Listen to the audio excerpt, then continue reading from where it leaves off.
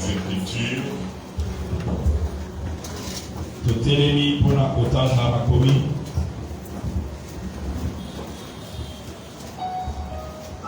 Nous sommes dans Samuel chapitre 12, 2 Samuel chapitre 12, nous partons du verset 9 jusqu'au verset 14. Tozali na mokanda ya mibale ya Samuel chapitre 9 chapitre 12 tobandi uto molongo ya libwa jusqu'au verset 14. Kino molongo na zomi na mine. Et nous lisons au nom de Jésus-Christ. Pourquoi donc as-tu méprisé la parole de l'Éternel en faisant ce qui est mal à ses yeux? Tu as frappé de l'épée Uri, le Héthien, tu as pris sa femme pour en faire ta femme, et puis tu l'as tué par l'épée de fils d'Amon. Maintenant, l'épée ne s'éloignera jamais de ta maison, parce que tu m'as méprisé et parce que tu as pris la femme d'Uri, le Héthien, pour en faire ta femme. Ainsi parle l'Éternel. Voici, je vais faire sortir de ta maison le malheur contre toi. Et je vais prendre sous tes yeux tes propres femmes pour les donner à un autre qui couchera avec elle à la vue de ses soleils. Car tu as agi en secret, et moi je ferai cela en présence de tout Israël et à la face du soleil. David dit à Nathan, j'ai péché contre l'Éternel. Et Nathan dit à David, l'Éternel pardonne ton péché, tu ne mourras point. Mais, parce que tu as fait blasphémer les ennemis de l'Éternel, en commettant cette action, le fils qui t'est né mourra. Que notre Dieu bénisse sa parole. Amen. Nous pouvons nous asseoir et nous acclamons très fort.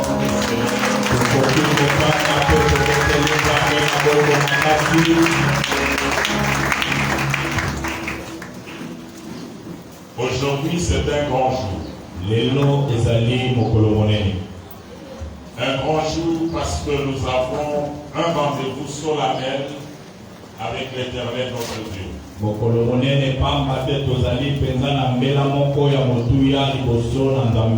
J'insiste que le rendez-vous est avec l'Éternel.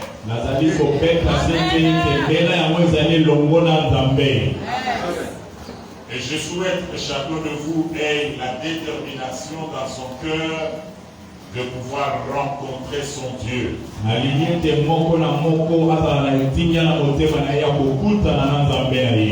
Et ça ne soit pas un culte de plus, mais chacun de vous comprenne qu'aujourd'hui c'est un jour spécial où il a un rendez-vous spécial avec Dieu.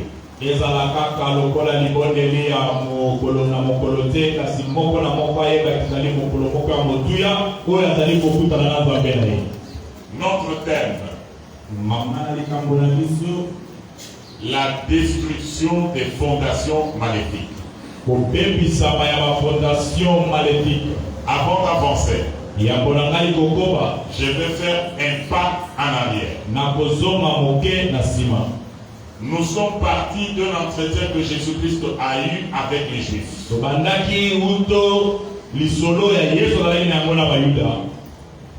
Lisolo wana ne pesi biso mayele ya kokabola na yo makanisi likolo ya destruction ya fondation maléfique.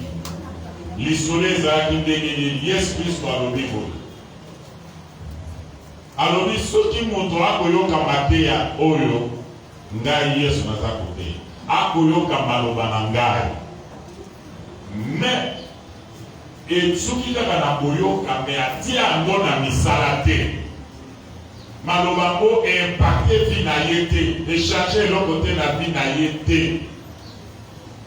Moto wana azaki lokola moto azami mayele atongi ndako na ye na kati na zelo. Ntango mbula ekoya, ntango mbonge ekoya, ntango mipepe ekoya, ekokweyisa ndako yango. Alobi kasi moto ayokaka maloba na ngai mpe atia yango na misala, ye akokani na mutu ya mayele, mutu na bwanya oyo atongi ndako na ye likolo ya libanga. Ntango mbula ekoya, ntango mbonge ekoya, ntango mipepe ekoya, etuti na ndako oyo ekokweya te po ezali na fondation ya malonga likolo na libanga. Nde tolobaki boye, bombo ya mutu nyonso na kati na mokili eza lokola ndako. Bombo na yo soki otongi yango na likolo ya liloba na Nzambe te, likolo na Yesu te, ozo vivre ndenge olingi, ozo sala ndenge olingi, yebaki vi na yo ezali likolo na zelo. Soki mipepe, soki mbonge, soki mbula ebeti, ekokweyisa ndako ya yo, bombo ya yo. Mpe tolimboli boye, mbula ezali lokola bénédiction. C'est l'image de la bénédiction. Mutu soki ayebi parole de Dieu malamu te, kezamba pamboli ye azwi mbongo, bénédiction wana ekoki kolongola ye na présence na Nzambe. Nde tomonaki exemple ya David.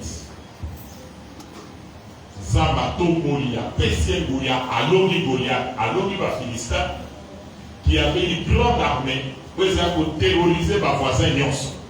Mais il y a alongi Goliath, pe Nzambe etamboli partout, et toutes les nations commençaient à avoir peur ya Israël. Dawidi na kimia wana oyo ekotaki na kati na mboka nde abandi processus ya développement ya mboka bandi kotonga. Atongi ndako ya ye palais royal ya kitoko en étage. Ye oyo Nzambe atombolaki po azala moto na bitumba kobundela Israël, bamuna baye koatake Israël. Olia kende na guerre, au lieu de se concentrer dans la guerre, il a se concentrer sur la bénédiction azaki na konda mona kitoko akotambola likolo. Pe distraction wana na kati na bénédiction inimaki na kati na lisumu. Lisumu ngo nini abomi mutu po azwa mwasi na ye po alulaki mwasi yango. Bénédiction emema bato mosusu mosika na Nzambe mpe na suka. Soki bakomi mosika na Nzambe, Satana kokofika détruire te na bango. Lolembo ekoti, orgueil ekoti, arrogance ekoti, bamosusu basundoli basi na bango na bana bakoki kokende komela kolia na makobela basi mosusu. Bénédiction. Mosusu à cause de la bénédiction, il n'a plus de temps pour le Seigneur, il n'a plus de temps pour la prière. Non, pasteur, je peux vous envoyer ma femme et mes enfants, moi je suis très occupé. Passe la vie bénédiction. Or, bénédiction de vous protéger d'inayote, tant que vous pouvez pécoyer. Alors que l'imolaki, inondation, torrent, les amis, adversité, difficulté, problème, oh, tout n'a pas de foi pour dans la monarchie. Vous à la pasteur, vous à la mondicep, vous à la polo, vous à la moine, moto na moto, à beaucoup de canaba, épreuve, à beaucoup de canaba, torrent, à beaucoup de canaba, makamboya, passe. Tu peux avoir au moins un problème. Dès que tu fais une solution sur le boye, moto na moto, c'est un problème na niveau na ye. Yo koki kozala aussi résoudre le problème ya loyer, c'est-à-dire aux ananda na yo kozala sur locataire te, mais ouais ça pele pele na yo kozala na sujet wana lelo. Yo koki kozala ozali déjà na mutuka même sous sozo bunda poza bombe ya transport. Yo lokolo zana mutuka zana problème ya carburant. Yo lokolo zana téléphone zana problème ya ba unité. Moto na moto zéro élévation na ye azala ba problème ya niveau na ye. Mais ce qui sikoyo ba problème et si yo écoutez yo, c'est la carte na liloba na Nzambe et ko détruire yo. Ya mona batubele ceux qui ba problème résoudre bango, balukaka ba solution en dehors ya Nzambe. Ainsi que d'autres se lancent dans l'escroquerie, dans le mensonge, dans le vol. Tona kindumba pour résoudre le problème na bango. Pema susu bake kokota banganga, kosalisa bakisi pour résoudre le problème na bango.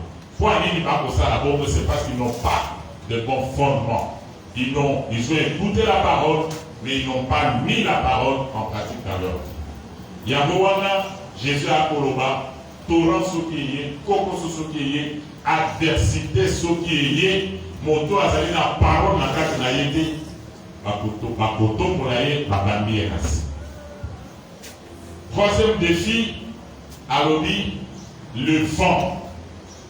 Le vent annonce toujours les changements de saison. Vent, mon bébé, et les Nikoloba, par paramètre ya vie, il faut changer, par saison ya vie, il faut changer, par circonstance ya vie, il faut changer. Yamwana mutu na mutu, et si ka fandi a yebi ke banda vie na ye, il n'a jamais passé tout le temps kaka na bolam. Tango ya kolele zalaka, tango ya kozande zalaka, tango ya kokoso zalaka. Les paramètres changent. Ainsi la vie ne passe statique, elle est dynamique. Les autres na mokolo na mokolo, makambo za ko changer. Ndenge na explica ki bino tango biso to kokola, tango biso to balisika, ndako ya chambre na salon tozofutela $35, $40.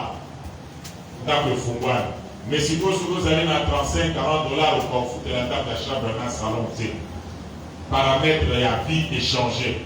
Alors, ceux qui vous avez ensemble était, au fur et à mesure que notre réseau changé, opposant à Essikani Nikoyi Kemela.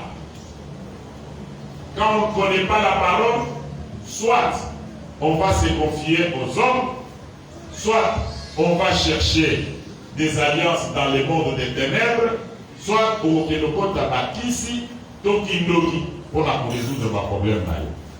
Mais Moutou Oyo, a yoki parole, a tia mon ami Sala na vie na ye, quel que soit ma camo et Goya, et Koki Koniki.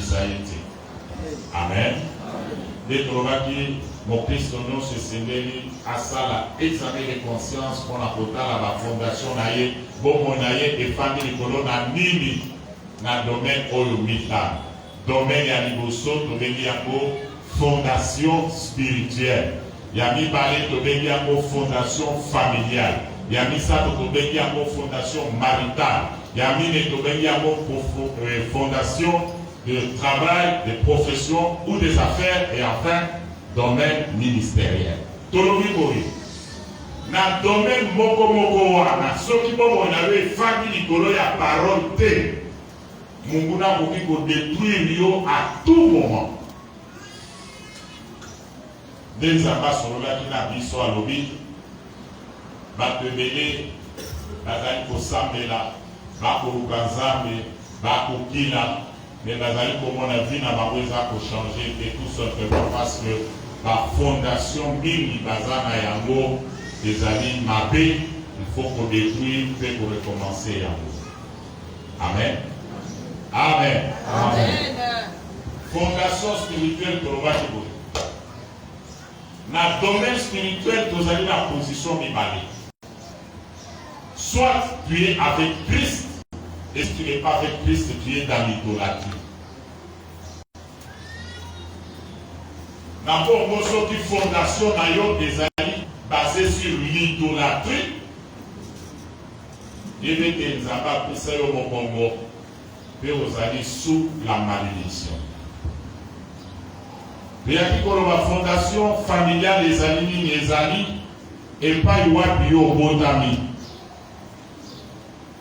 Nani apoti yo obotami na condition nini? Condition yo obotami bayebaki nzambe to bayebaki nzambe te.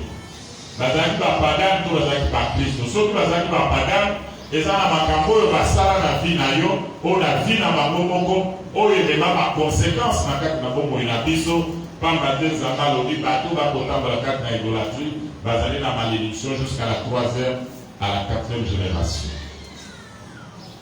Et les Koloba, botami na bakoko, na baparents ou bakiza mete bakota kota biloko ya pamba ya bakisi ya bokoko, et ces choses vont compliquer la vie des générations futures de la 3e à la 4e génération. Depuis à Koloba, biloko wana basala na famille to oyo osala bakobenga yango ba hôtel. Yango ntango Nzambe abengi Gédéon po ete akoka koutilize pour la délivrance ya peuple na ye devant les Madianites, ayebisi ye okokoka kokende komba wana yo moko fonga nakende na yo. Or ponga nakende na yo, il faut enlever d'abord kiso ezali na kati na ndako na bino, kiso ya tata na yo. Il lui dit, il faut renverser l'autel de ton père. Il a expliqué comment il fallait le faire. Et Gédéon a renversé l'autel de tata na ye. Et après, Zamalobi na ye tonga siko autel pour Nangai. C'est comme ça que je viendrai dans votre famille. C'est comme ça que je viendrai dans votre nation. Et je vais vous accompagner pour donner la victoire à Israël. Nous avons expliqué aussi qu'à partir de l'hôtel où ils allaient établir en quatre na mabota na biso, les hôtels ont libéré beaucoup d'esprits mauvais qui nous contrôlent, qui contrôlent nos familles. Et parmi ces esprits, nous avons épinglé l'esprit de mari et de femme de nuit. Pedro Bakibo. Molimo ya mari pe femme de nuit, ayez la mission et belé na kati na bombo ya mo. Ya liboso okomisa libala instable na vie ya mo. Po Satan ayebi ke soki moto azali na stabilité na libala na yete, makambo nyonso etikali moto akozwa ba complication. Ils vont tout faire pour qu'il y ait divorce. Ils vont tout faire pour qu'il n'y ait pas mariage, c'est-à-dire l'esprit de mari, femme de nuit, à côté de Missa, l'esprit à célibat. Sotoso mari, Molimo wana akoya toujours dans la incompréhension dans le sur 7 jours, Bokolobi Sana, malam peut-être 2 ou 3 jours. Le reste des jours, c'est l'incompréhension sur incompréhension. Molimo ya mari pe femme de nuit soki ekoti na kati na isika ekosala tout pour rendre vie conjugale amère. Esengo ya kozala na mobali wana ekozala te, esengo ya kozala na mwasi wana ekozala te. Mais soki oke libanda oza koyoka esengo wana ezali ba effet ya mari de nuit soki esefandi na kati na libanda. Esprit ya mari de nuit, femme de nuit soki efandi kati na libala ya mutu enemaka sécheresse bokaoki bobola pour que libala ngo ekomela bino bololo bokawa. Esprit ya mari pe femme de nuit soki ekoti kati na batu etelemisaka mpe kobota. Esprit ya mari pe femme de nuit soki ekoti kati na mwana mwasi aza nano elenge enemaka ba complication gynécologique ba malade mususu ezanga ti. Ndenge moko epai ya mwana mobali ekomema maladi ya ndenge na ndenge oyo ekozangisa ye akoka kozwa bana na bina. Esprit wana ya mari pe femme de nuit eutaka na ba hotel, kasi biso moko tofungolelaka mpe molimo yango ba porte. Comment? Biso moko tofungolaka porte wana mingi génération oyo tofungolaka porte wana na ba image, ba photo, ba vidéo pornographique et likoloba, ba photo, ba image ya batu bazanga bilamba batu bolumbu, et ba image wana ekomema biso na lisumu babengi ya komisepelisa nzoto to babengi yango masturbation. Alors j'expliquais comment l'esprit, il y a un monde de ténèbres et kota na masturbation, c'est-à-dire, ce qui m'ont dit comme il faut accorder dans une concentration. Dans cette concentration-là, il doit chercher à entrer en contact avec un être invisible, imaginaire. Où il y a se représenter dans le tout naïe, le kola mobile naïe na moma wana, le kola mwasi naïe na moma wana, c'est cet esprit-là imaginaire qui viendra répondre à ton désir. ici yo ça que c'est un simple c'est un geste bénin, c'est-à-dire qui ne représente rien, mais dans le domaine spirituel, c'est exactement comme ça que les magiciens et les sorciers entrent en contact avec le monde des ténèbres. Oh, il faut se concentrer pour entrer en contact avec un esprit. C'est ça. Dans la masturbation, on se concentre pour entrer en contact avec un esprit qui doit venir vous aider à vous satisfaire. Alors ce contact-là fera que Molimo Wana, ce qui est séparation et femme Katinayo, et comme soit mari, soit femme de nuit nayo. Comme on a habillé monébélé, on a mis ça au courant de la semaine. Au moment nango, soit nandoto, soit namoy, il y a eu des gens qui ont senti des pas d'une personne qui entre dans la chambre à Zoyoka, à côté de la Sambisina et les autres, nous faisons ça à Pongi, mais après l'acte, vous voyez des signes extérieurs sur votre corps qui démontrent que vous dites que c'est un autre monde. Alors, esprit wana de mari de nuit, de femme de nuit, sauf que c'est Mali Moussara, pour certains des Gourou, il a dit après il est mis et dit non. Ils vont faire un grand travail en toi jusqu'à ce qu'à un certain moment, il peut sortir de l'invisible pour devenir visible au monde. Et beaucoup d'autres personnes ont basculé dans la sorcellerie avec ce genre d'esprit. Puis Nazali Kobet a cité dans la Koyo, Nazali Naï, on a essayé de sans autres avec n'importe qui. Vous savez Corona, vous savez Corona, Okuna, na Okuna. Ok, vous savez Nanganga, Atikali Marie de lui naï. Oko Sanana Ndoki, Atikali Marie de lui naï, to femme de lui naï. Et Bafebele, Bamema, Esprit Wana, Nabazoto Nabango, Batikala pour tout la masumo yangote, Bazo vivre yango, Bazo lota yango, Bazo mona yango, mais il se console peut-être en gênant, en priant, croyant que ça va s'arrêter comme ça. Non, non, non, cet esprit-là, dès qu'il est déjà entré en contact avec toi, peut se manifester d'une manière répétitive, de temps en temps, la carte n'a pas se manifester, pour détruire, moquer, il va se transmettre même dans c'est pourquoi il faut bien aimer dans le Seigneur, bien contrôler comment nous passons nos nuits. Et les nuits doivent être bien préparées.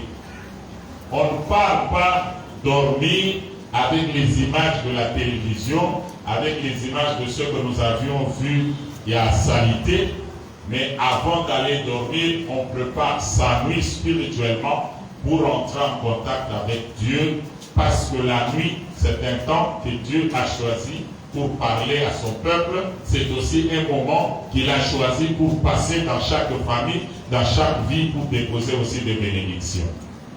Je croyais que vous allez dire Amen. Est-ce que vous êtes là? Si vous êtes là, acclamons très fort le Seigneur.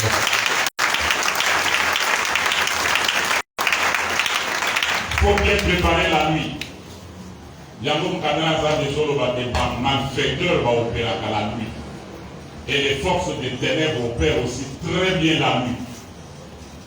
Mio Zaliwana Okendaola au langue déjà. Okende na butu, okosala biko bolobi, eza na butu muto a mungaite. Mais tu vas te compliquer la vie, ces esprits-là vont ta vie. Voilà, aujourd'hui, nous allons clôturer avec le texte que nous venons de lire. Je vous ai dit ceci. Dans la famille, nous devons faire très attention avec les actes ou les actions que nous posons pendant que nous sommes dans la chair.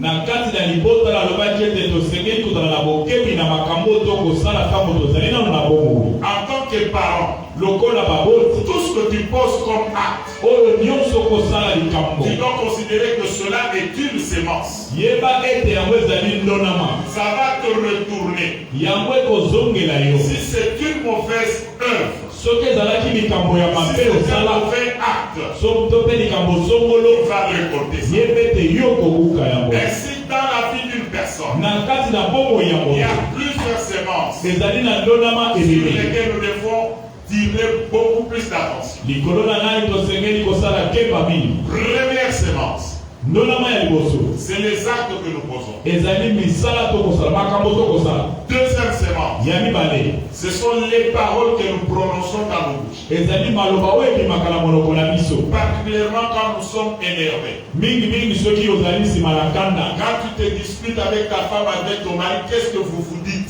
Ntango yo ozalaka na kanda na molongani na yo, nini ebimaka na monoko na yo? Ce sont les sémences. Ezalaka ndonama, Et vous allez en manger les fruits. mpe bokolia mbuma nango. Vraiment, les lois, pas besoin de bouffer. Au sol, on va combien de fois? Il y a que au sol, l'ona. Tôt ou tard, le diable va créer une situation où il va dans la bouffe. Parce que yo au sol, l'ona, malobawa. Ma pauvre ami, il va canter que la parole est créatrice. Dès qu'il saute au sol, il y a mon amalobasiko. Mais il va interpréter un mot autrement. Awa na Kinshasa balobaka munoko na ngangame elingi koloba malobo ngana lobaki wana yango wana ekokisana. C'est-à-dire il faut éviter ya koprononsaka makambo ya malédiction na monoko na biso po ekoya kokokisana. Mais en toutes circonstances toyeba maloba nini tozobimisa po yango eza sémence. Amen. Troisième sorte de sémence, ce sont nos pensées. Ya misato ezali makanisi na biso.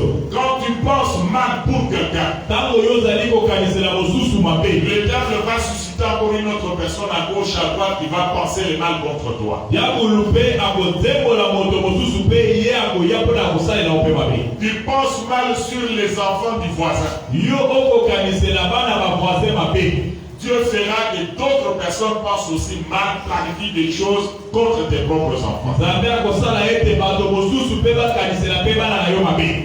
Quand tu te mets à genoux pour prier, Ntango yo ozali kofukama mpona il kobonde, faut que tu sois en mesure de dire devant la face de Dieu, osengeli ozala na makoki ya koloba liboso na Nzambe ete Seigneur, je n'ai rien contre personne. yawe nga nazali na likambo na moto te, Je n'ai jamais pensé le mal contre quelqu'un. nakanisela moto mabe te. Mais si tu penses le mal contre les gens, Kasi soki okaniselaka basusu mabe, c'est une sémence. ezali ndonama, Tôt ou tard, tu vas récolter. sukasuka yo kobuka. Voilà le texte que nous venons de lire. Tala litangi touti kotanga. David, Dawidi, un homme choisi par Dieu. moto moko oyo aponami epai na Nzambe, Mais il a perdu le contrôle. kasi ye abungisi makanisi. Pourquoi? Parce qu'il a pris la parole de Dieu, il a mis de côté, pour aller marcher avec ce que Dieu lui a donné. Ye azwi maloba na Nzambe atia yango na pembeni, azali kosepela kotambola na ozwi oyo Nzambe apesaki ye. S'appuyant sur les bénédictions. Azali koyikamela mapamboli. Qu'est-ce qu'il va faire? Akosala nini? À l'étage, il va envier la femme de son collaborateur. Ye na ndako na ye na etage ake kolula mwasi ya moto na mosala na ye. Alors il a planifié pour que cet homme, le mari de la femme, soit envoyé au front, au premier rang, pour qu'il meure. Ye abongisi makambo po ete batinda mobali ya mwasi oyo na etumba mpenza moto ya liboso po akufa. Comme ça, lui va prendre la femme. Nde ye azwa mwasi na ye. Il a pris la femme, Azwi mwasi na ye, il a planifié, mpe abongisi et il a fait mourir Uri. Uri alie kokufa na kati ya Et etumba. Dieu a envoyé le prophète Nathan pour lui dire Nzambe atindi mosakoli na nta mpona ce que koyebisa lui a fait oyo yo osali a déplu à Dieu. esepelisi Nzambe te. C'est ici l'occasion pour moi de souligner Wana nazali kobeta sete, tout ce que tu poses comme acte, nyonso oyo osalaka lokola ce sont likambo des sémences. ezali ndonama. Les mauvaises sémences Ya mabe ont des conséquences. ezali mpe na makambo ya mabe Et nous allons koya. voir maintenant la vie de David. Tokotala sikoyo abongo ya Dawidi. Quelles sont les conséquences qu'il a récoltées? Makambo nini ekomelaki ye na nsima? Dieu va envoyer les prophètes. Dieu va envoyer les prophètes. Et le prophète commence à lui dire les malédictions ou les sanctions que Dieu a prévues pour son péché.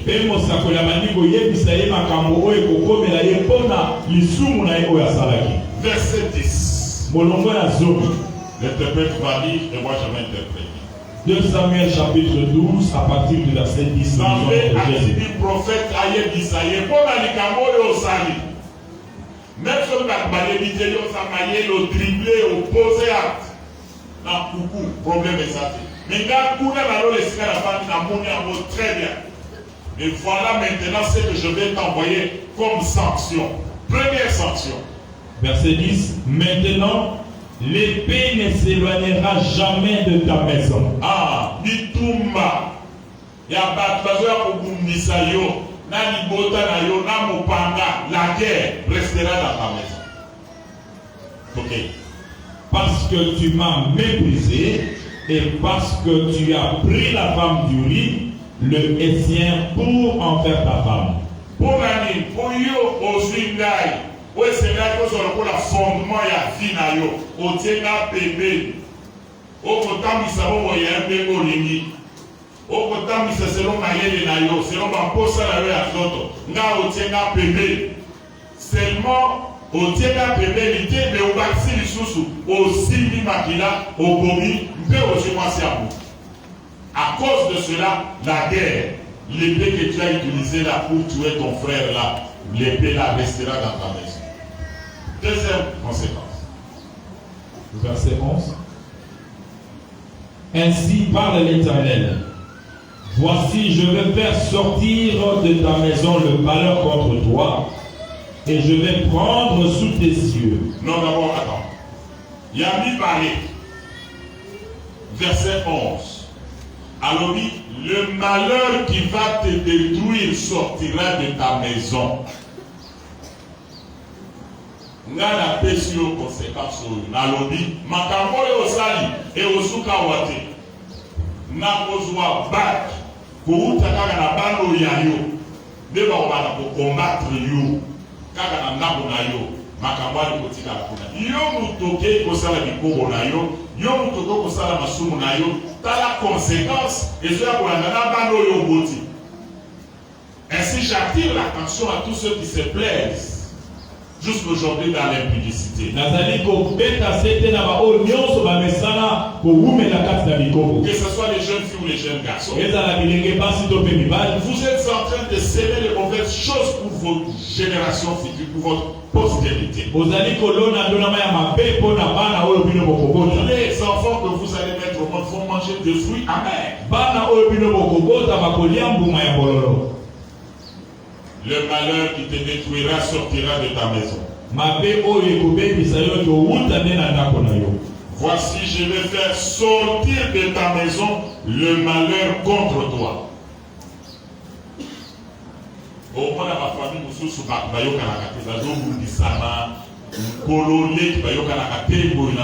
ce sont des conséquences des choses mauvaises qui ont été sémées. Bino boyoka na raté. Les gens de la famille nous sont là pour leur azela. Quand vous vous voyez à matanga, à moins tant que vous êtes dans la matanga, on va se régler les comptes. Sur le temps que vous êtes dans la fête, à moment. Ce sont des signes, il y a la conséquence, il y a la sémence, il y a la main, où est l'onanicat dans la famille. Et nous devons éradiquer des choses comme ça. Nous ne pouvons pas supporter que dans nos familles, nous avons un ennemi. Et ça, si il y a malédiction. Le malheur qui va te détruire, moi l'Éternel Dieu, je le sortirai de ta propre maison. Tu peux continuer. Là, c'est la deuxième conséquence. Malheur qui va te détruire sortira de ta maison. Conflit entre frères. Okay. Et je vais prendre sous tes yeux tes propres femmes pour les donner à un autre qui couchera avec elle à la vue de ce soleil.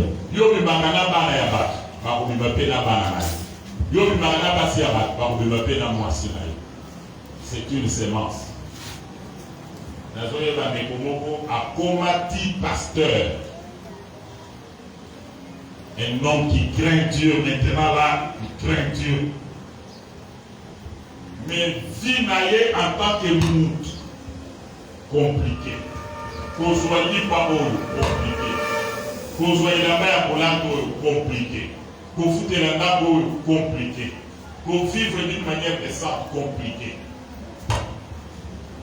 Na kati na masolo tango ya kosolola naye netoye komona que quand il était jeune abimana mwasi ya mo abebisa libala ya mo mpe ntango ye mpe aye kobala baye kozwa mwasi na ye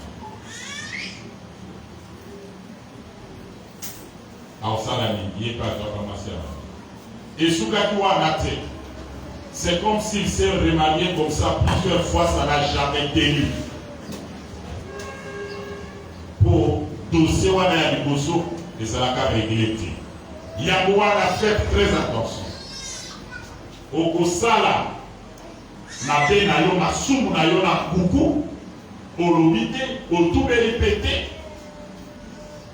Okanisi ke okende kotubeli pa na zambe zambe na zwa kumasi ya ba zambe na saki boy pe leki et les garabos votés. Et Zamba ont précisé il n'y a pas à David à Walobi. Toi tu l'as fait en secret, mais moi je vais publier ça devant le soleil. Mais conséquence, et il y a quelque part dans l'été, tu n'es pas là-bas. Il y a une conséquence, Zamba la kaki, verset 11.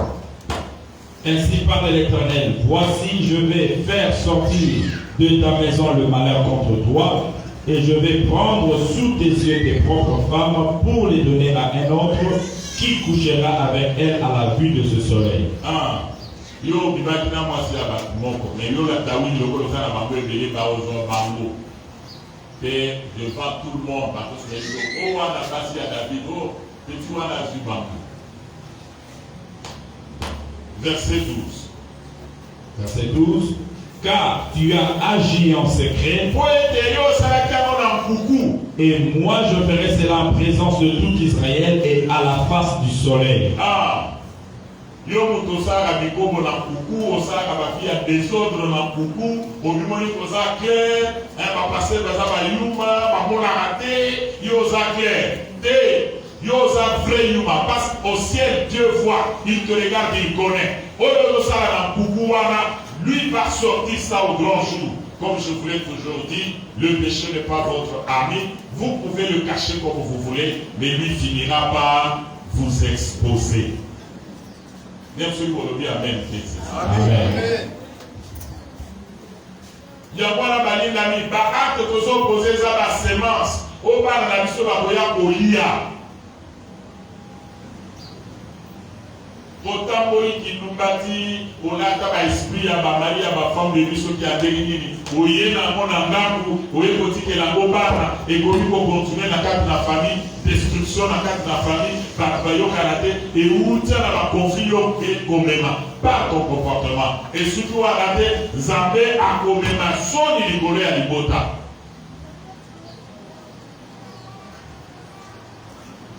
Les conséquences, il y a souka, 4 conséquences, 4e des ennemis. Allez-y. Verset 13. David dit à Nathan, je péchais contre l'Éternel. Et Nathan dit à David, l'Éternel pardonne ton péché, tu ne mourras point. 14. Mais parce que tu as fait blasphémer les ennemis de l'Éternel, en commettant cette action, le fils qui t'est né mourra. Zamba koya bolimbisa yo pokota na lola talo yo kosenga bolimbisi. Mais conséquence ya likambo yo sali ekoki kotika ba dégâts lokola ya liwa. Obomisa bato na famille. Faites très attention, bien-aimés dans le Seigneur. Je n'aurai pas beaucoup de temps pour la botane ya bino sikoyo koma makambo ya ki kokoma ekoma ki grave. Par conséquent, soyez pour David et humilié. Et Balinano, Banana et Moko. yaya azwileki lokola mwasi na ye. Mwana ya mwasi ya liboso na mwasi ya mibale lokola bazalaki basebele mwana ya poto azwi mwana ya poto. Mpe naexplikaki bino ke makambo ya insecte na kati na mabota etambolaka mingi na sorcellerie na kindoki. Il faut faire très attention. Toki bomoni mwana aza na tendance mwana mobali ya kobima na bafille ya famille babelle-sœur tout ça ezali basemence ya sorcellerie. Il faut faire très attention avec ça. Alors na kati na bana ya David babandi kovivre sikoyo baconséquence ya makambo za balukaki. Mwana na ye moko na kombo ya Amon azwi demi-sœur na ye na kombo ya Tamar. Ntango likambo esalami Tamar ate koyebisa bandeko na ye. Ndeko na ye Absalom alobi Amon yo ozwa ndeko na biso lokola mwasi na yo tokotala. Ake abongami abomi ndeko na ye. Bango nyonso mibale bana ya David. Ndenge Nzambe alakaki liwa ekokota. Yo ke losimba makila ya mutu okanisike makila ekogana sikoyo na ndako na yo bana na yo moko babomana. Basuki wana te. Nzambe alobaki même toi-même David le malheur où il faut frapper et pour dans la Absalom surtout a préparé ce coup d'état contre son père. David a kimi na bokosi a tiki trône Mamou. Moi on a Absalom a kimi le grand guerrier humilié. Péta oiseau kima Nanzela ba kofingaye ba kofingaye. Mwana mwasi moko afingaki ye mobali moko afingaki ye alobi yo za kobilakisa yo nde mondenge osuki. Mwana mwasi moko alobi omoni courage ozalaki noko ya bitumba omoni bakimisi okimi lokola yuma bagarde kono na ye balobi toboma bato oyo alobi te ekotika na se na motema na ye ayebi ke humiliation oyo aza kovivre Nzambe moto atindaki yango. Eza mwana na ye Absalom, Dieu a utilisé Absalom pour l'humilier. Pe mwana Absalom tango atikali na palais royal oyo aza komiyoka na bowana ake kozwa basi ya tata na ye atie mbeki likolo na étage kuna abandi kozwa bango moko mobimezola d'une manière de l'humilier. Voilà, on l'a dit, toi tu l'as fait en secret. Maintenant, il faut y aller que tu l'avais fait. Alors, bien aimé, nous avons besoin de Mosikate, compte tenu à Tango Tozali Nambo, nalingi pour insister que ma péo Tozali Kosala na kati na ba famille na biso ezali ba sémence. Toi évitaka pour poser ba acte. Oui, il a pour compliquer la chose plus tard. Le coup là la famille n'a biso, konyo ko la ba métiqué. Le coup là la famille n'a biso, konyo ko la ba veuve. Le coup là la famille n'a biso ne pas soutenir les indigents, ceux qui manquent de moyens. Pour la famille n'a biso comment continuer sur la zanga moyen azando. O azana moyen azana na yendo. Alors, toutes les mauvaises semences, autres sémées dans ma vie à battre. Si ce n'est pas de notre temps que ma conséquence c'est Goya, et Goya est pour la banane. Yamouana David, il a connu les conséquences. Yemoko, et ça la conséquence au bas dans la vivre. Ce qu'on dit pas dans la pour vivre vie à malade, à partir de maintenant, commence à poser des bonnes œuvres.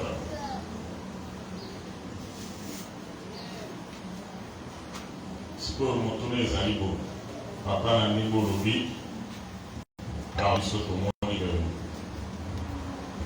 Vous bénissez ça déjà. Ce que tout ça dit. Nazo répondre na mutuna wana na makanisi mibali. Makanisi boni mibali.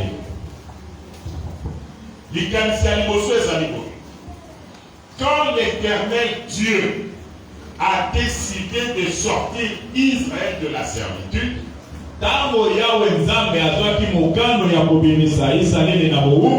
ce n'est pas pour les laisser dans le désert.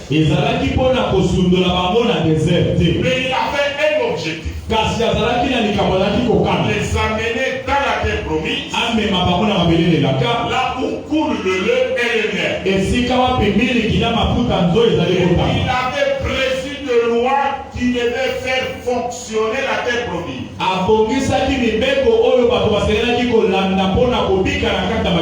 Et toute ce loi qui devait faire fonctionner la terre promise donnait le même droit à tout le monde. Privilège à tout le monde. Pour que chacun des enfants d'Israël expérimente le lait et le miel. Cela veut dire, quand nous venons au Seigneur, ce n'est pas une simple formalité, mais Dieu a décidé de nous sortir de l'Égypte vers la terre promise. Et c'est cela que Jésus-Christ explique. Je suis venu afin que mes brebis aient la vie, on vit dans mon nom. Il ne peut pas accepter arriver sur la terre promise. Il y a encore des malheureux, des esclaves, il y a encore des pauvres. Il ne peut pas accepter ça. Mais cela est arrivé. Le Seigneur remarque que les enfants d'Israël sortent de l'Égypte, ils arrivent sur la terre promise malgré qu'il a pris des dispositions pour que chaque tribu ait sa terre. Mais ils ont commencé à vendre leur terre. Il y a encore des esclaves de leurs frères.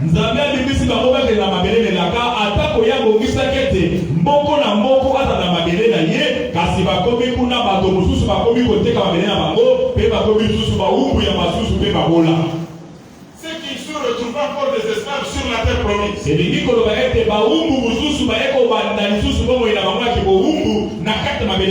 Alors cela risquait de discréditer la parole de Dieu qui disait que je vous sors de ce pays pour vous entraîner sur une terre où couler le miel.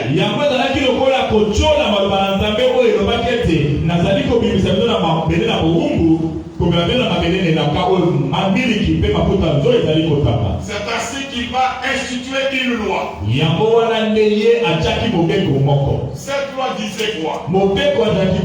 Dès que vous entrez sur la terre promise, vous allez commencer à compter 7 ans. 6e année. Après la 6e année, la 7e année, vous l'appelez l'année sabbatique. L'année de repos. Après, vous recommencez encore. Comptez jusque-là. L'année sabbatique. Là, vous ne faites pas le travail. Vous mangez ce que vous avez emmagasiné. Alors vous comptez les années sabbatiques 7 fois. Ce qui fera 49 ans. 7 fois 7, ça fait 49. Maintenant, à la 7e semaine, à la 7e année sabbatique, la 50e année, vous allez l'appeler année sabbatique. Mais plutôt, vous allez l'appeler le jubilé. Après la 49e année sabbatique, vous allez maintenant installer le jubilé. Jubilé, c'est quoi? Il explique. Il dit que cette année-là arrive. Sur tous les territoires, on doit sonner des trompettes. On sonne les trompettes pour dire quoi? Pour dire que tous ceux qui étaient devenus des esclaves, le temps est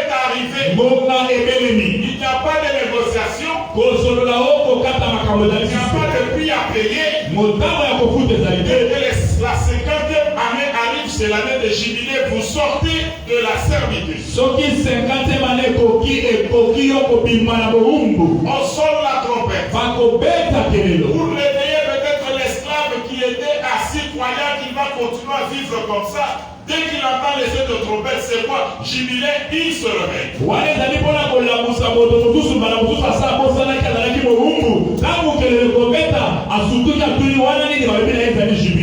Après, celui qui avait vendu sa terre,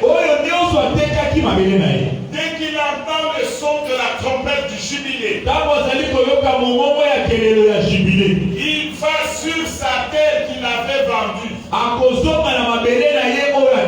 Sans autre forme de procès. L'acquéreur va vous céder la parcelle sans problème. C'est une loi qui vient de l'Éternel. Il recommande à tout enfant d'Israël de récupérer ce qu'il a perdu. Et l'acquéreur, quand il entend le son de la trompette, il n'a pas discuté, il lâche. Mais s'il ne voit personne venir réclamer, il va garder. Et il ajoute, dès que vous récupérez votre territoire, dans l'année du jubilé, il n'y a pas de travail. Vous allez seulement manger ce que vous avez produit. Il n'y aura que de fêtes. Et vous serez en repos. Alléluia. Amen.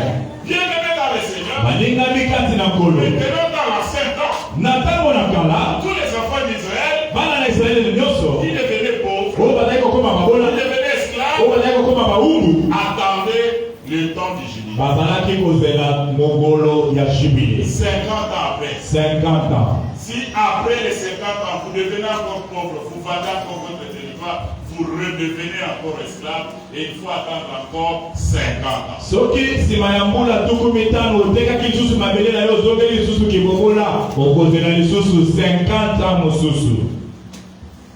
Mais la bonne nouvelle que j'ai pour vous,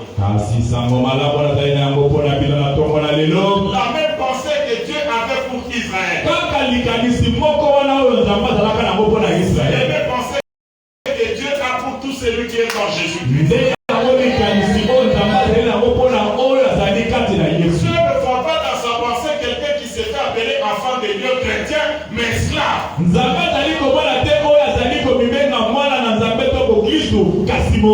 Envoûté, lié, bloqué. Quand il dort la nuit, on vient l'étouffer. Quand il dort la nuit, on le pourchasse. Il veut crier, la voix ne sort pas. Et le matin, il se réveille, dit, je suis enfant de Dieu. Oui, écoute-moi bien. Quand on est enfant de Dieu, on est enfant de Dieu la nuit, on est enfant de Dieu le jour. De la même manière que les démons ont peur de Christ la nuit et le jour, c'est de la même manière que les démons doivent avoir peur de tout chrétien. Alléluia. Amen. Et il devait attendre 50 ans. Et nous en Christ, le jubilé, ce n'est pas un jour. Jubilé, c'est un an. Quand vous avez l'homme, Jésus, vous avez votre jubilé. Et il devait attendre beaucoup de jours. Il y en a qui mouraient même sans récupérer leur bien. Mais avec Jésus, le jubilé c'est aujourd'hui. Parce que Jésus c'est aujourd'hui. Il s'appelle Jésus. Maintenant là, il est là.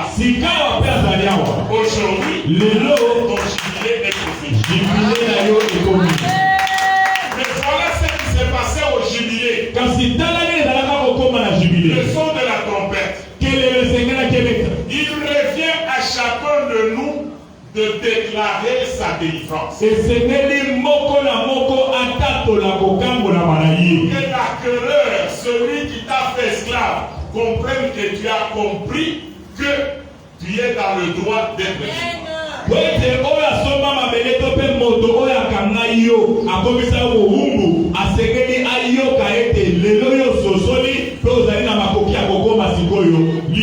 Aujourd'hui, ce n'est pas un jour de pleurs. Aujourd'hui, c'est un jour où nous comprenons que le jubilé est là. Et chacun de nous doit sonner de la trompette pour que les ennemis comprennent que c'est fini leur règne sur ma vie et sur ma famille.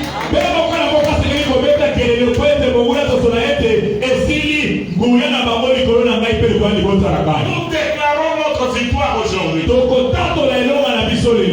Deuxième chose, on doit récupérer. Ne vois pas l'acquéreur, ses fortunes, sa force, son expérience, son immensité, ça n'a rien à faire.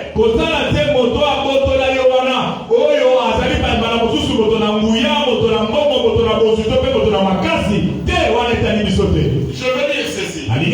Ne regarde pas l'immensité du problème que tu traverses. Ne regarde pas la gravité de la situation que tu traverses. Ce n'est pas toi qui va les déloger. Tu as reçu l'ordre. J'ai reçu mandat. Tu as reçu mandat de dire à l'acquéreur que tu as bloqué. Tu vas les libérer. Il a bloqué le mariage. Aujourd'hui, il libère. Il a bloqué le travail. Aujourd'hui, il libère. Il a bloqué les études. Aujourd'hui, il libère. Il a bloqué la santé. Aujourd'hui, il libère. Tout ce que l'acquéreur a bloqué, il doit les libérer. Pour qu'il les libère, toi-même tu dois prendre conscience et lui dire. Aujourd'hui, nous allons lui dire de tromper l'adresse dans la terre promise. On n'aura pas de pauvres. Dans la terre promise, on n'aura pas de femmes stériles. Dans la terre promise, on n'aura pas de femmes célibataires. Dans la terre promise, il n'y aura pas de pauvres. C'est notre Dieu qui a préparé ça pour nous. Alléluia. Amen. Et il dit, dès que vous entrez dans votre terre, c'est le repos. Qu'est-ce que cela veut dire? Un enfant de Dieu ne doit pas continuer à vivre continuellement, si je peux me répéter, une vie de tourment.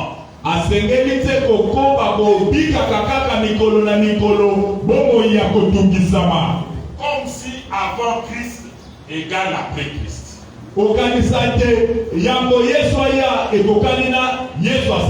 Chacun de nous doit parler à son Dieu sincèrement. Seigneur, je crois que je t'ai rencontré. Et j'ai tout abandonné pour toi. J'ai lu dans la Bible. Je connais ce que tu es capable de faire. Mais je ne sens rien dans ma vie. C'est comme si l'acquéreur continue à bloquer ma vie. Avoir le repos. Le repos dans mon mariage. Le repos dans ma santé. Le repos dans mes études. Le repos dans ma vie professionnelle. Je dois vivre le repos. Ça ne doit pas être une vie mécanique chaque jour. Toi, tu as dit dans ta parole que tu vas ordonner à ta bénédiction de m'accompagner dans tout ce que je fais. c'est-à-dire, moi je fais ma part. Et toi, ta part, je n'ai pas obligé la bénédiction de m'accompagner. Je ne dois pas continuer dans la médiocrité. Je ne dois pas continuer dans la sécheresse. Je dois quand même vivre le repos. Amen. Amen. Et il leur a dit dans le repos là, réjouissance tous les jours. Dans nos maisons, dans nos familles, nous devons avoir plus de fêtes, plus de festivités que le temps de pleurs.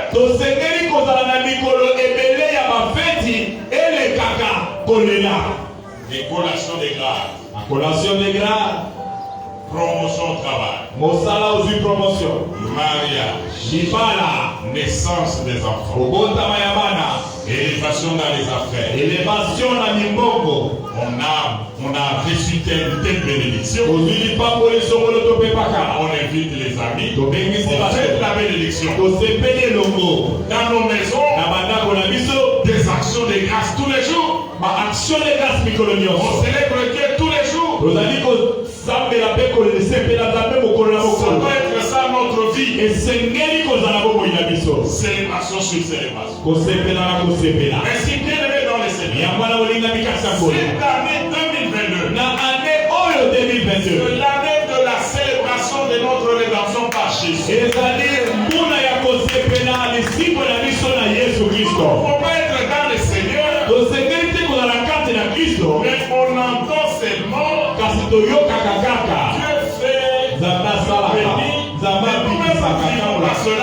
Dieu fait non. Ce pourquoi nous devons bien comprendre la mort de Jésus. C'est là que je vais arrêter. Dans mon azo, dans la Bible, la vie à Jésus, na moni ndenge batambisi eti na maboko ya Pilate.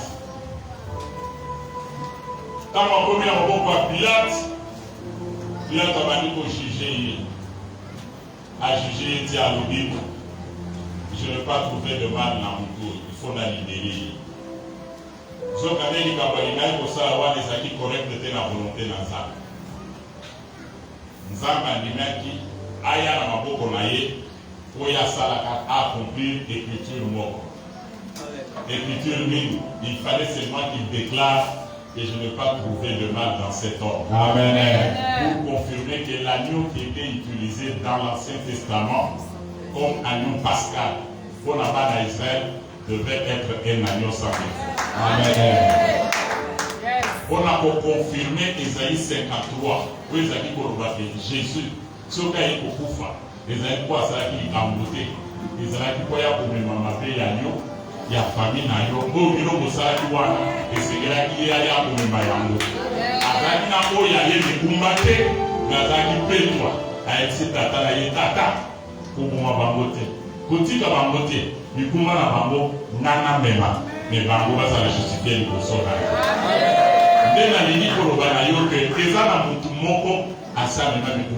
Amen. Tina ya kolila esate. Ozana mokuma na moko kodima ye. Bameni et pas Pilate. Pilate a obéi verset. Asuki wana te, voilà ko verset mususu. Verset ni mesela ya obisa. Alobi na kobeki se film. Après la tikaye, des soldats baillés, il fallait pas qu'on puisse verser. Verser le wagi, bilamanaye, bakokabola yango, ils vont tirer cela au sort. Il fallait pas soldats basala. Si ceux qui y a yambayete, verser les gens qui comme ça matin. Ceux qui sont na mout, oh yatamola ki na moti, oh makambelo bama pour la vie na ye. Amen.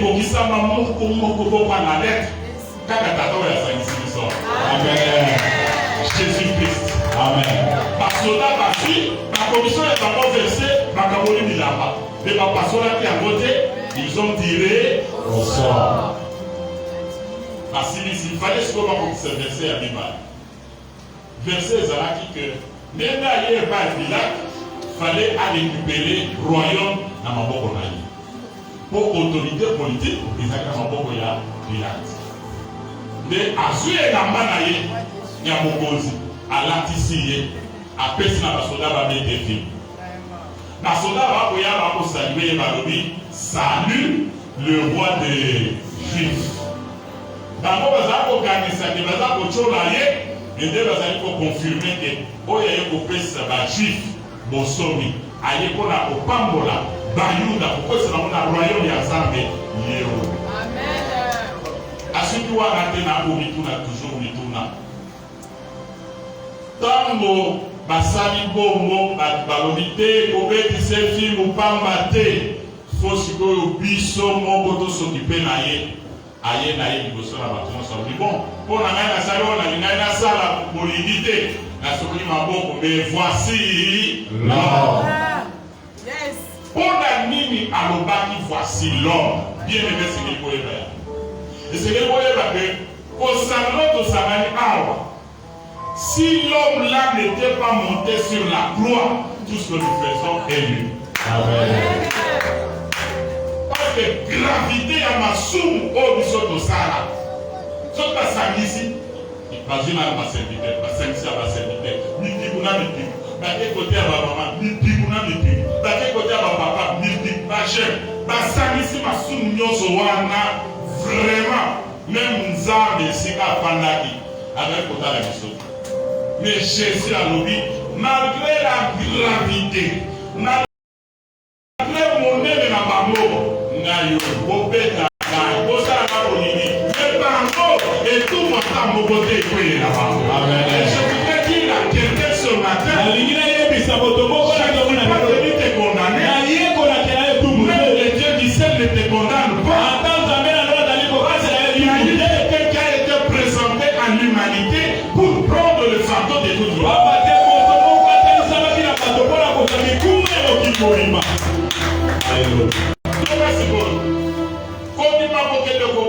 C'est bien.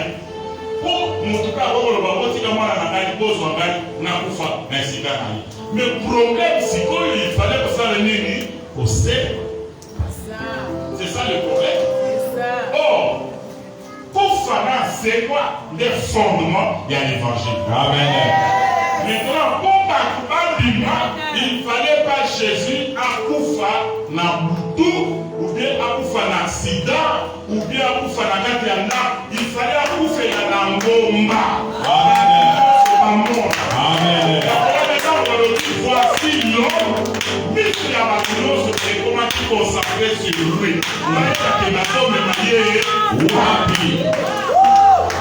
Tout le monde était témoin. Côté Bazo qui était là, Bazo Landis. Vous avez été dans mon monite des bâtiments sur l'Israélien en train de voilà l'occasion. Baye na eti na Iburus.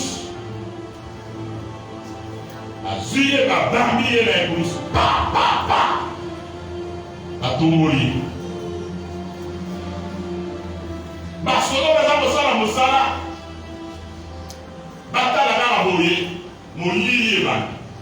On dirait Bouddha. Basoda na meduki. Wa.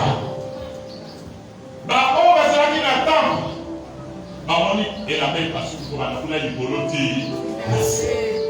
Tremblement de terre et salami. Pour pas comprendre que tata wana akufi. Kokufa ya zo kufa. Masumu na ngai ya ba parents na ngai ya ba bobo.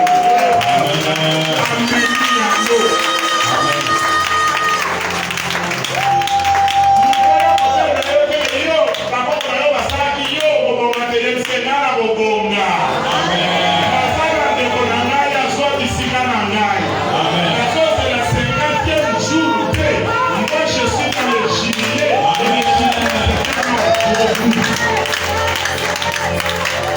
Alléluia. Amen. Alors, donc on mobiliser.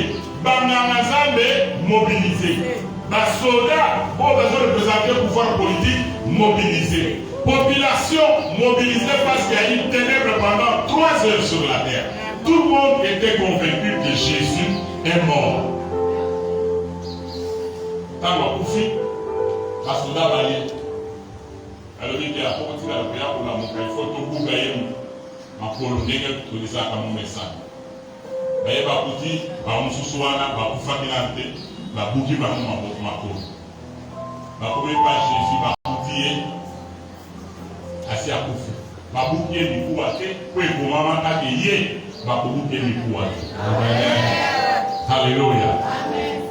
Si l'année que vous avez encore, l'information était vérifiée et vérifiable qu'il est mort.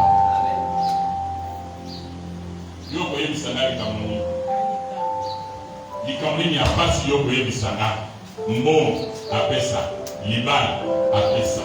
Santé appelle ça. Ennemi à ma casse, à Tikalaka. Liwa. C'est comme ça qu'il est descendu là-bas pour l'affronter.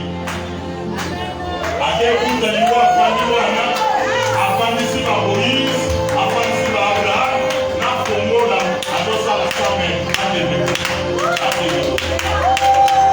Bible dit, il est descendu jusque dans le séjour des morts. Je suis en train de me poser la question. Celui qui avait libéré l'esprit de femme ou mari de lui dans ta vie.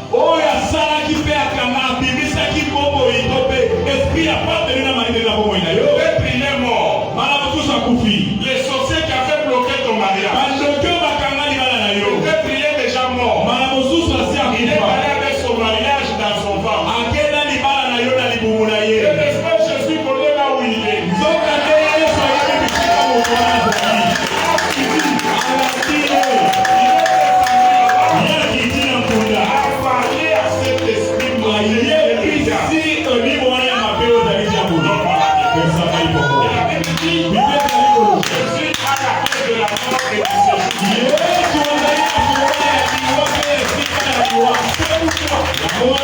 Tous ceux qui ont bloqué ta vie, ils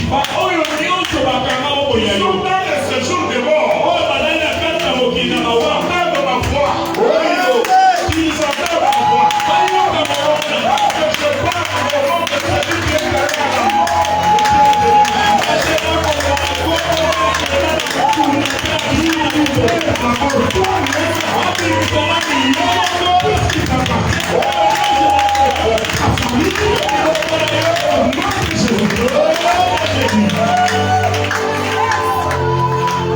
Il a récupéré la clé de la mort. Il a récupéré la clé du séjour des morts. Et il est sorti. Pendant que je vous parle, sur la terre, toutes les forces de la magie, toutes les forces de la sorcellerie reconnaissent l'autorité de Christ. Il suffit de vous aujourd'hui que vous puissiez citer le nom de Jésus avec foi. Force. Avec foi. Auquel il n'y ait aucune malédiction ne va résister.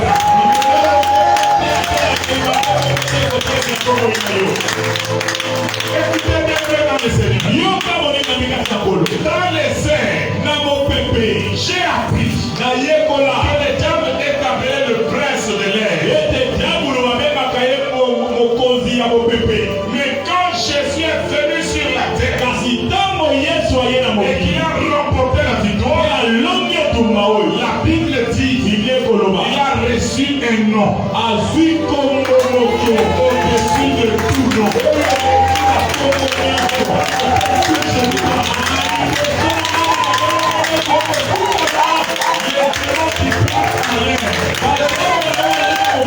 La magie noire et blanche,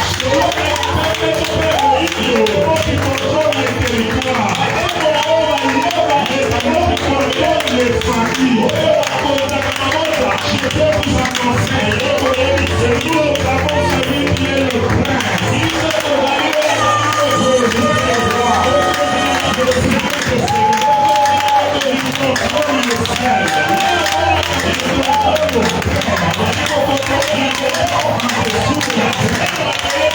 Je prends le bloqué moi. Que ce soit le prince de Perse. Que ce soit le prince de Mède. Que ce soit le prince de Babylone. Que ce soit le prince du Congo. Que ce soit le prince de Zalouba. Le prince de la Congo. Le prince de la Swahili. Le prince de Bangala. Oui, vous êtes prince chez vous. Mais moi, j'ai un prince. Le Seigneur des Seigneurs. Et il a dit ceci. Il a dit ceci. Je vous ai donné le pouvoir. Quand vous êtes là, vous avez le pouvoir. Force du mal.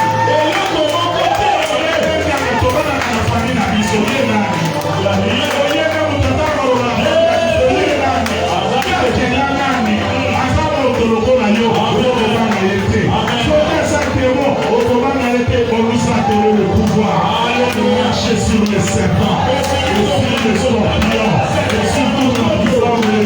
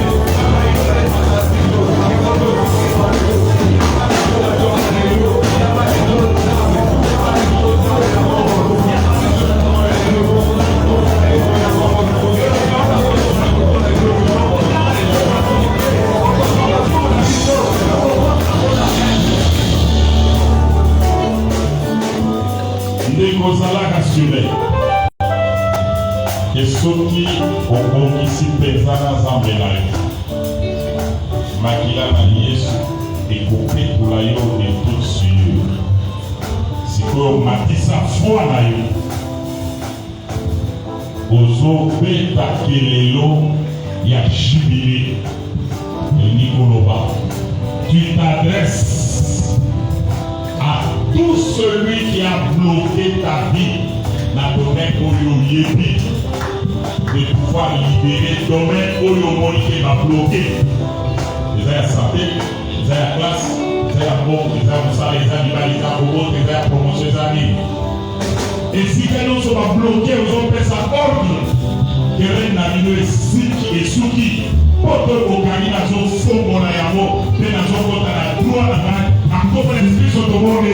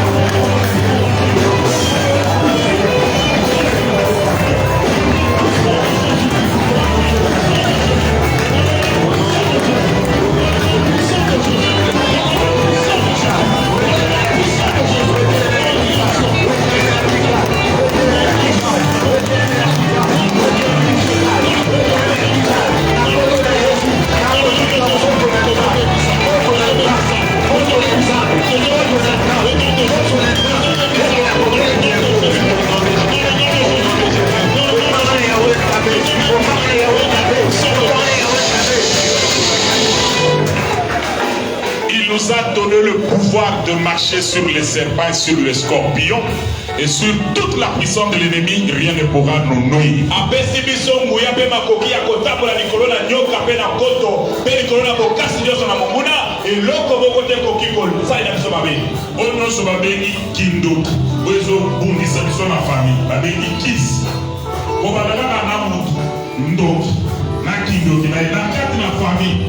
Nyata, Bebisa, Buka, oh, non, soit ça, na biloko wana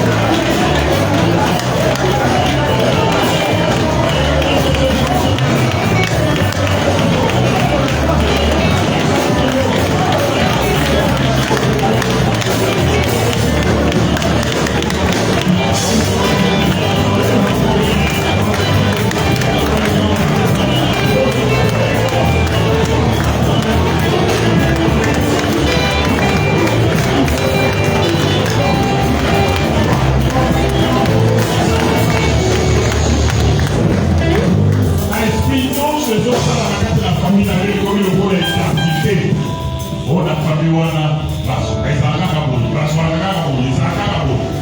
identité va coller la famille. Est-ce qu'ils sont malades? Ils n'ont pas de ils ont rebelle.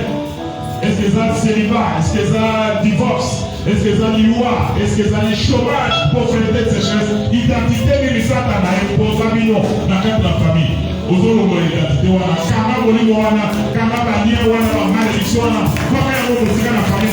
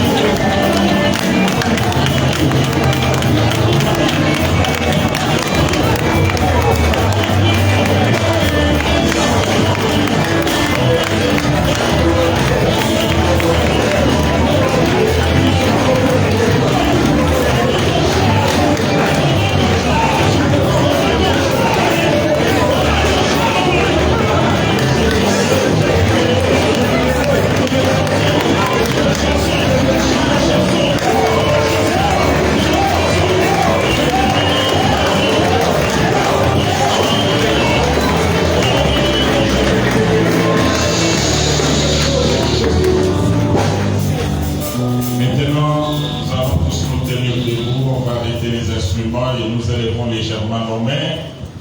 Et puis, je vais prier.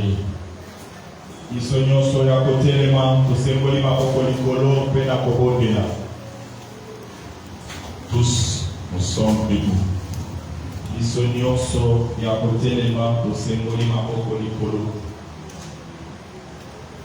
Père, Tata, Père, Tata, Père, Tata, voici tes enfants. Tala Banamayo, Dans leur détresse, Namawala Bango, ils ont tous élevé la voix vers toi. Chacun dans sa difficulté. Ils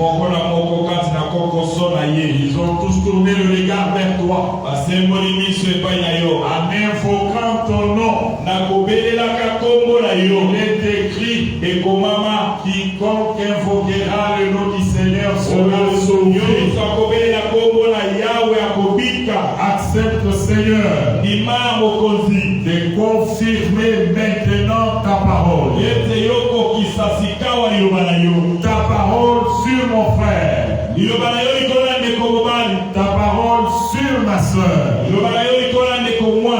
Ta parole sur tous les participants à cette réunion. Ils ne sont pas venus devant un homme, mais ils sont venus devant toi, Seigneur. Manifeste-toi, ô Dieu. Manifeste-toi dans l'assemblée des saints. Au nom de Jésus, en vertu du pouvoir que tu m'as donné au Père, je me dresse maintenant contre toutes les forces du mal. Je me dresse contre toutes les forces démoniaques. Je me dresse contre toutes les forces libérées par les hôtels de famille. Je renverse les hôtels. Je détruis les forces de la magie. Je détruis les forces de l'occultisme. Je détruis les forces de la sorcellerie. Je détruis les forces des coutumes et traditions. Je détruis toutes sortes de fétichisme. Tout ce qui a été fait comme fétiche dans leur famille au Père. Tout ce qui a maintenant comme conséquence dans leur vie. Je le renverse au nom de Jésus. Je le renverse au nom de Jésus. J'ordonne à tous les esprits impurs qui ont été envoyés pour combattre la vie des enfants de Dieu, pour bloquer leur vie. J'ordonne à tous les esprits impurs de libérer maintenant. Libérez maintenant. Libérez. Libérez. Démon, quel que soit ton nom, quelle que soit la brèche par laquelle tu es entré, quelle que soit la brèche, quelle que soit la raison, tu n'as pas de pouvoir sur les enfants de Dieu. Je t'ordonne, prends tes bagages. Démon, lâchez l'église. Lâchez l'église. Libérez les enfants de Dieu. Libérez les enfants de Dieu. Libérez les enfants de Dieu. Au nom de Jésus-Christ de Nazareth. Tout esprit impur envoyé par le monde des ténèbres pour bloquer le mariage, pour détruire le mariage, esprit de mari et femme de lui, je te lis, je te lis, je te lis, je te lis, et je te chasse maintenant. Je te précipite dans les arides. Lâchez les enfants de Dieu. Au nom de Jésus. Esprit de mari et femme de lui. Sors. Sors de cette église. Sors de leur famille.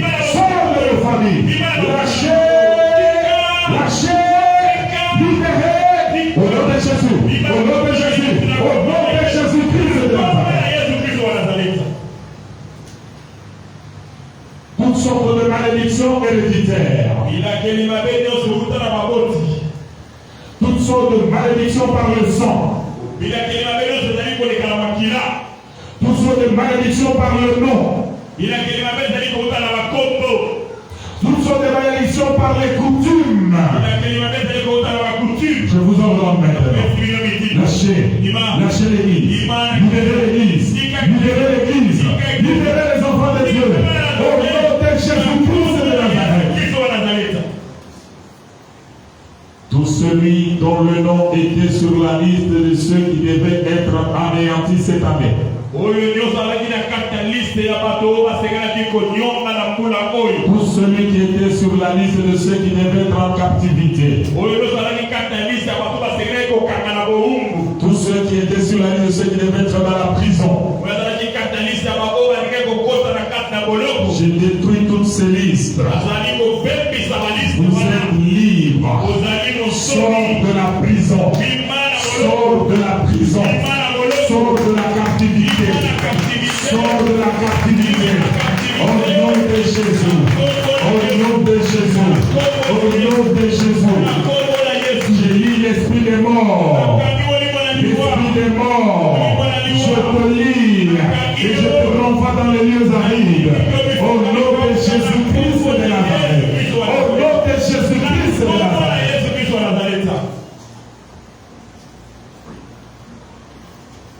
Le Saint-Esprit est en train de faire son travail. Et vous êtes en train de sentir pendant que je prie. Oui, il y a une personne qui est en train de sentir comme s'il y avait le poids sur ses épaules. Et moi je le sens sur mon épaule droite. Dieu est en train de te décharger maintenant. Il te décharge.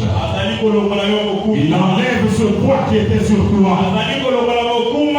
Au nom de Jésus, sois libéré, sois délivré.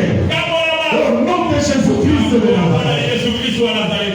Le Saint-Esprit est à l'œuvre.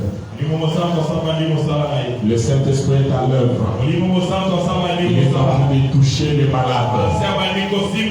Il est en train de toucher les personnes qui étaient sous le contrôle des forces du mal. Tu étais sur une liste, je ne sais laquelle. Pendant que je suis en train de parler, on est en train de détruire ces listes-là. Au nom de Jésus. Au nom de Jésus. Au nom de Jésus. Oui, le Saint-Esprit vous demande de révoquer les paroles qui ont été prononcées sur vous et dites sur vous. Les paroles que vous connaissez, celles que vous ne connaissez pas. Nous élevons nos voix et nous prions ensemble pour annuler ces paroles-là au nom de Jésus.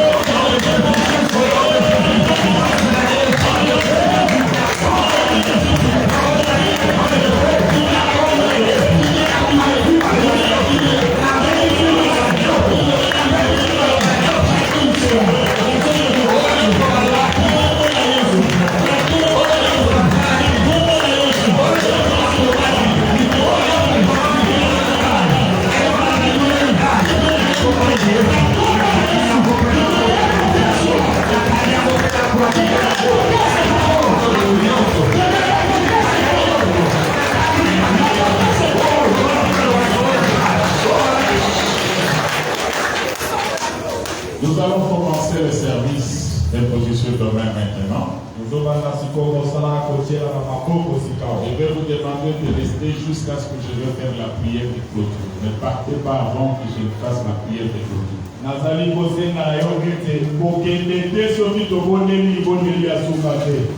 On va nous aider à déplacer les chaises qui sont devant ici, ça puisse réguler un peu.